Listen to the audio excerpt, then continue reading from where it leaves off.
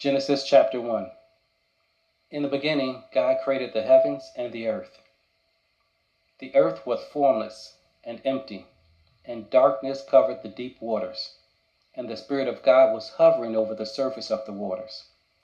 Then God said, "Let there be light," and there was light. And God saw that the light was good. Then he separated the light from the darkness. God called the light day, and the darkness night. And evening passed, and morning came, marking the first day. Then God said, "Let there be a space between the waters, to separate the waters of the heavens from the waters of the earth." And that is what happened. God made this space to separate the waters of the earth from the waters of the heavens. God called the space sky. And evening passed, and morning came, marking the second day. Then God said, "Let the waters beneath the sky flow together into one place, so dry ground may appear." And that is what happened. God called the dry ground land, and the waters seas. And God saw that it was good. Then God said, "Let the land sprout with vegetation, every sort of seed-bearing plant, and trees that grow seed-bearing fruit. These seeds will then produce the kinds of plants and trees from which they came." And that is what happened. The land produced vegetation, all sorts of seed-bearing plants, and trees with seed-bearing fruit. Their seeds produced plants and trees of the same kind. And God saw that it was good. And evening passed, and morning came, marking the third day. Then God said, "Let lights appear in the sky, to separate the day from the night. Let them be signs to mark the seasons, days, and years.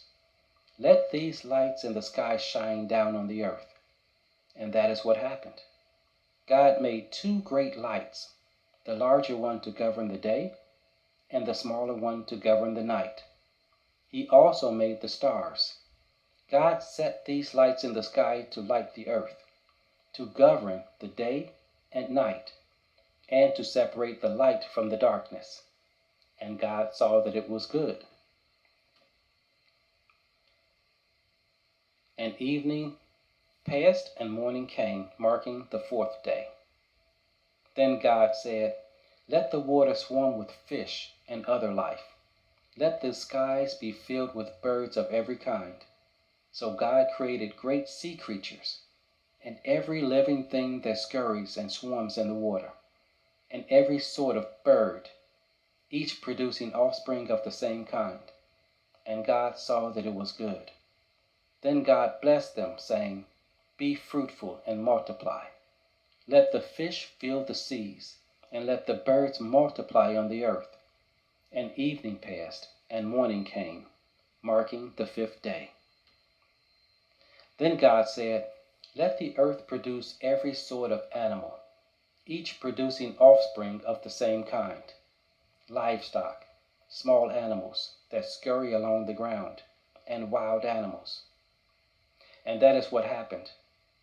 God made all sorts of wild animals, livestock, and small animals, each able to produce offspring of the same kind. And God saw that it was good. Then God said, "Let us make human beings in our image, to be like us.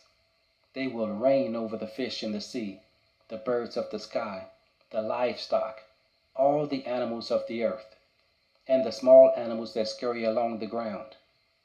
So God created human beings in his own image. In the image of God he created them. Male and female he created them. Then God blessed them and said, "Be fruitful and multiply.